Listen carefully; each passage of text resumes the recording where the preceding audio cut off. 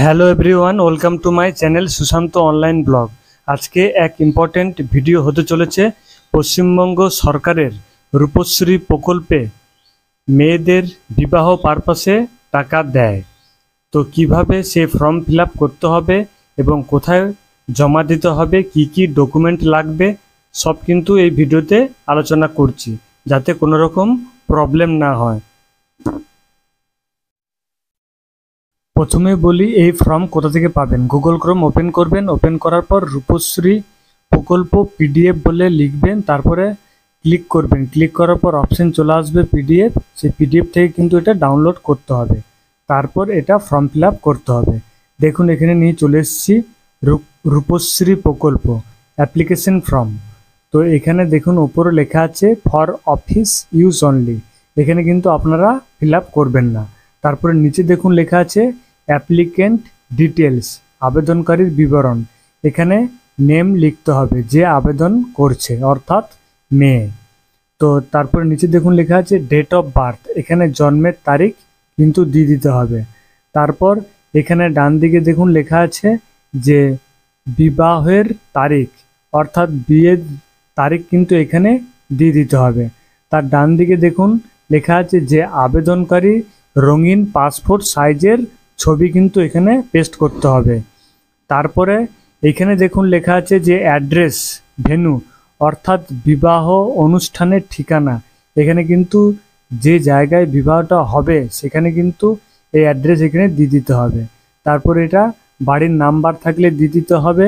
তারপরে রোড, এখানে রাস্তার নাম দিয়ে দিতে হবে। থাকলে পুলিশ স্টেশন অর্থাৎ থানা লিখতে হবে, পোস্ট অফিস লিখতে হবে। তারপরে ডান দিকে চলে যান, এখানে দেখুন লেখা আছে জিপি, অর্থাৎ গ্রাম পঞ্চায়েত অবলিক ওয়ার্ড। যদি গ্রামে বাস করেন তাহলে গ্রাম পঞ্চায়েত লিখবেন, যদি শহরে বাস করেন তাহলে এখানে ওয়ার্ড লিখে দেবেন। এখানে দেখুন লেখা আছে ব্লক, তারপরে লেখা আছে মিউনিসিপ্যালিটি, তারপর আছে কর্পোরেশন। আপনাদের যে এলাকা সেটা কিন্তু এখানে লিখে দেবেন। ডিস্ট্রিক্ট লিখে দেবেন আপনাদের নিজস্ব। তারপরে এখানে লিখে দেবেন পিনকোড। তারপরে নিচে দেখুন লেখা আছে যে মাদার্স নেম, অর্থাৎ মাতার নাম কিন্তু এখানে লিখতে হবে। ফাদার্স নেম, পিতার নাম কিন্তু এখানে লিখতে হবে। তারপর এখানে দেখুন লেখা আছে কারেন্ট অ্যাড্রেস, অর্থাৎ বর্তমান যে ঠিকানা, সে বর্তমান ঠিকানা কিন্তু আপনাকে এখানে লিখে দিতে হবে। তারপরে এখানে দেখুন লেখা আছে পার্মানেন্ট অ্যাড্রেস, অর্থাৎ স্থায়ী ঠিকানা। স্থায়ী ঠিকানা কিন্তু এখানে লিখে দিতে হবে। পুলিশ স্টেশন, পোস্ট অফিস সব কিন্তু দেখে দেখে ভালো করে লিখতে হবে। তারপর নিচে দেখুন লেখা আছে যে জিপি অবলিক ওয়ার্ড, অর্থাৎ যাদের গ্রাম তাদের গ্রাম পঞ্চায়েত লিখবেন, শহর হলে ওয়ার্ড লিখবেন। তারপরে নিচে দেখুন লেখা আছে মিউনিসিপ্যালিটি, অর্থাৎ যাদের মিউনিসিপ্যালিটি তারা মিউনিসিপ্যালিটি লিখবেন, ব্লক হলে ব্লক লিখে দেবেন। তার নিচে দেখুন লেখা আছে যে ডিস্ট্রিক্ট, অর্থাৎ ডিস্ট্রিক্ট দিয়ে দেবেন, স্টেট লিখে দেবেন, পিন নাম্বার এখানে দিয়ে দেবেন। দিয়ে দেওয়ার পর ডান দিকে চলে যাবেন। ডান দিকে যাওয়ার পর দেখুন লেখা আছে যে গ্রাম পঞ্চায়েত বা ওয়ার্ড, এখানে লিখে দেবেন। লিখে দেওয়ার পর এখানে দেখুন লেখা আছে মিউনিসিপ্যালিটি বা কর্পোরেশন লিখে দেবেন। লিখে দেওয়ার পর এখানে ডিস্ট্রিক্ট আপনার লিখে দেবেন, স্টেট লিখে দেবেন, পিন নাম্বার দিয়ে দেবেন। এখানে দেখুন contact mobile number, mobile number কিন্তু এখানে দিয়ে দিতে হবে। দিয়ে দেওয়ার পর তার নিচে দেখুন লেখা আছে ব্যাংক ডিটেলস, অর্থাৎ ব্যাংকের কিন্তু বিবরণ দিতে হবে। এখানে কিন্তু 25,000 টাকা আপনার অ্যাকাউন্টে কিন্তু ঢুকে যাবে। তো এখানে অ্যাকাউন্ট নাম্বার কিন্তু পরিষ্কার ভালো করে লিখে দিতে হবে। আইএফএসসি কোড এখানে কিন্তু দিয়ে দিতে হবে যে অ্যাকাউন্টে আপনারা টাকাটা নিতে চাইছেন।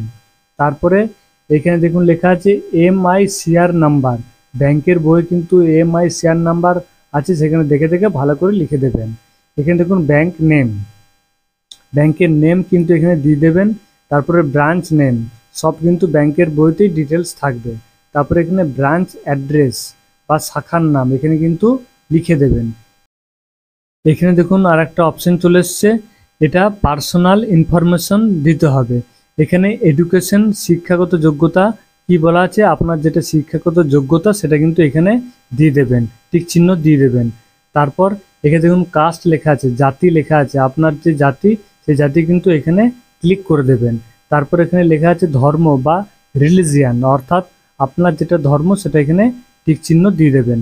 তারপর এখানে দেখুন লেখা আছে যে পাত্রের বিবরণ, অর্থাৎ যে পাত্রপক্ষ আছে তার কিন্তু এখানে ছেলের নাম কিন্তু এখানে ফুল নাম লিখতে হবে, পাত্রের কিন্তু ডেট অফ বার্থ এখানে দিয়ে দিতে হবে, ফটো দিয়ে দিতে হবে। তারপরে এখানে দেখুন মাদার্স নেম, অর্থাৎ পাত্রের কিন্তু মায়ের নাম এখানে দিয়ে দিতে হবে। এখানে ফাদার্স নেম অর্থাৎ পিতার নাম কিন্তু এখানে লিখে দিতে হবে পরিষ্কার করে। তারপর এখানে দেখুন লেখা আছে যে পাত্রের কারেন্ট অ্যাড্রেস, অর্থাৎ বর্তমান ঠিকানা এখানে পরিষ্কারভাবে লিখে দিতে হবে। তারপরে নিচে দেখুন লেখা আছে রাস্তার নাম দিয়ে দিতে হবে, পুলিশ স্টেশন, পাত্রে কিন্তু সব এগুলো দিতে হবে, পোস্ট অফিস, সব পাত্রের পোস্ট অফিস এখানে কিন্তু দিয়ে দিতে হবে। তারপরে এখানে ওয়ার্ড দিয়ে দিতে হবে, পুরো অ্যাড্রেস কিন্তু দেখে দেখে দিয়ে দিতে হবে। এখানে দেখুন লেখা আছে স্থায়ী ঠিকানা, স্থায়ী ঠিকানা যা আছে সেটা কিন্তু দেখে দেখে এখানে পরিষ্কারভাবে লিখে দিতে হবে। লিখে দেওয়ার পর এখানে দেখুন লেখা আছে যে ডিক্লারেশন অ্যান্ড ডকুমেন্ট সাবমিটেড, অর্থাৎ এখানে কি কি আপনারা ডকুমেন্ট দেবেন। এখানে যে টিক বক্স আছে সেই টিক বক্সে কিন্তু অতি অবশ্যই এখানে টিক চিহ্ন দেবেন। এখানে দেখুন লেখা আছে যে আমি গত 5 বছর ধরে পশ্চিমবঙ্গে বসবাস করছি, আমার পিতা মাতা অভিভাবক পশ্চিমবঙ্গের স্থায়ী বাসিন্দা, এখানে টিক চিহ্ন দিয়ে দেবেন। তারপর আমি পশ্চিমবঙ্গে বসবাসকারী, আমি পশ্চিমবঙ্গে জন্মগ্রহণ করেছি, এখানে টিক চিহ্ন দিয়ে দেবেন। এখানে 4 নম্বর কলমটা দেখুন, এখানে লেখা আছে যে আমার বয়স 18 বছরের ঊর্ধ্বে, তো সেই প্রমাণপত্র হিসাবে আপনি এখানে একটা ডকুমেন্ট কিন্তু এখানে দিতে হবে। তো এখানে birth certificate, voter card, Aadhaar card, PAN card, ঠিক আছে, অনেক কিছু আছে, মাধ্যমিকের অ্যাডমিট আছে, আপনি যেটা খুশি একটা দিয়ে দিতে পারেন। এবং এখানে তার নাম্বার কিন্তু সার্টিফিকেট নাম্বার এখানে দিয়ে দিতে হবে। তো তারপরে নিচে দেখুন 5 নম্বরে লেখা আছে যে আমার নিজের নামে একটি সচল ব্যাংক অ্যাকাউন্ট আছে, এখানে টিক চিহ্ন দিয়ে দেবেন। টিক চিহ্ন দিয়ে দেওয়ার পর এখানে 6 নম্বর কলমে চলে আসুন। এখানে দেখুন লেখা আছে যে বিবাহের প্রমাণপত্র হিসাবে কিছু একটা জমা দিতে হবে। তো এখানে বিবাহের নিমন্ত্রণ কার্ড বা এখানে বিবাহ নথিভুক্তকরণের নোটিশ, ঠিক আছে, যে কোনো একটা সেলফ ডিক্লারেশন যে কোনো একটা দিয়ে দেবেন। এখানে 7 নম্বর কলমে দেখুন লেখা আছে যে এখানে আধার নাম্বার কিন্তু এখানে নাম্বারটা দিয়ে দিতে হবে। তারপর এখানে লেখা আছে যে কনসেন্ট ফর আধার অথেন্টিকেশন, এখানে আধার নাম্বার দিয়ে দেবেন, দিয়ে দেওয়ার পর এখানে সিগনেচার করে দেবেন, নেম অফ দ্য অ্যাপ্লিকেন্ট। তারপরে এখানে দেখুন লেখা আছে যে আমি আধার নাম্বার, এটা আধার নাম্বার দিয়ে দেবেন, এখানে সিগনেচার করে দেবেন। তারপরে 8 নম্বর কলমে চলে আসুন। এখানে লেখা আছে দেখুন আমার পাত্রের বয়স 21 বছরের বেশি এবং তার দ্বারা প্রত্যায়িত বয়সের প্রমাণপত্র আমি এখানে দাখিল করছি। তো এখানে birth certificate, voter card, Aadhaar card, PAN card, government register paper আছে, এছাড়া মাধ্যমিক অ্যাডমিট কার্ড যে কোনো একটা দিয়ে দেবেন। এখানে নাম্বার দেওয়ার জায়গা আছে, নাম্বার এখানে দিয়ে দেবেন। দিয়ে দেওয়ার পর এখানে ডেট দেওয়ার জায়গা আছে, এখানে ডেট দিয়ে দেবেন। তারপর এখানে দেখুন লেখা আছে আবেদনকারীর স্বাক্ষর, এখানে আবেদনকারীর কিন্তু স্বাক্ষর করতে হবে। এই একটা পেজ আছে, এই পেজটা কিন্তু ফর অফিস ইউজ অনলি, এখানে এটা কিন্তু অফিস ইউজ করবে, এখানে কিন্তু কিছু লেখার প্রয়োজন হবে না। তারপরে নিচের পেজে চলে আসুন। এখানে দেখুন আর একটা পেজ আছে acknowledgement of receipt of application, এখানে দেখুন অ্যাপ্লিকেশন নাম্বার এখানে দিয়ে দেবে অফিস থেকে, রিসিভ অন এখানে গ্রহণের তারিখ এখান থেকে দিয়ে দেবে। তারপর এখানে ফর্ম কোথা থেকে দিচ্ছে এবং কাকে দিচ্ছে সব কিন্তু এখানে অল ডিটেলস কিন্তু এখানে লেখা থাকবে, এখানে প্লেস লেখা থাকবে, তারিখ লেখা থাকবে। তারপর নিচের পেজে চলে আসুন। এখানে দেখুন একটা গুরুত্বপূর্ণ নোটিশ আছে, নোটিশটা আমি পড়ে শোনাচ্ছি। বলছে যে আপনার আবেদনপত্র জমা দেওয়ার কিছুদিন পরেই সরকারি আধিকারিক আপনার এলাকা পরিদর্শন করবেন এবং আবেদনপত্রে আপনার দেওয়া তথ্যের সত্যতা অনুসন্ধান করবেন। আপনার দেওয়া তথ্য যদি সব সঠিক প্রমাণিত হয় এবং আপনার আবেদনপত্র সরকার অনুমোদন করেন, আপনি তাহলে বিয়ের আগে রূপশ্রীর টাকা আশা করতে পারেন। সরকার আপনার প্রাপ্য অর্থ সরাসরি আপনার ব্যাংক অ্যাকাউন্টে পাঠিয়ে দেবে। তো আপনার ব্যাংক অ্যাকাউন্টটি যে সচল তা নিশ্চিত করতে হবে। কিছু মাস যদি ব্যাংক অ্যাকাউন্ট ব্যবহার না হয় তাহলে তা সচল থাকবে না এবং সরকার ওই অ্যাকাউন্টে টাকা পাঠাতে পারবে না। দেখুন আরেকটা নোটিশ আছে, এটা আপনি আপনার বিবাহ অবশ্যই নথিবদ্ধ করুন। এখানে দেখুন লেখা আছে যে রীতিনীতি অনুযায়ী বিবাহের সাথে আপনার বিবাহটি নথিবদ্ধ করুন। বিবাহটি নথিভুক্ত করুন আপনাকে আইনি তথ্য দেবে যাতে আপনাদের দুজনের নাম, বিবাহের তারিখ, জায়গা ও বিবাহের সময় লেখা থাকবে। বিবাহের শংসাপত্র আপনাদের দাম্পত্যের বিভিন্ন প্রয়োজনে কাজে লাগবে, যেমন আইনি সুরক্ষা ও উত্তরাধিকার, সামাজিক ও অর্থনৈতিক সুরক্ষা, passport, visa, ration card, voter card, Aadhaar card. প্রতিটি এলাকাতে পশ্চিমবঙ্গ সরকার অনুমোদিত বিবাহ নথিভুক্তকরণের আধিকারিক আছেন। আপনার বিবাহ নথিভুক্ত করার জন্য তাদের একজনের সাথে দ্রুত যোগাযোগ করুন।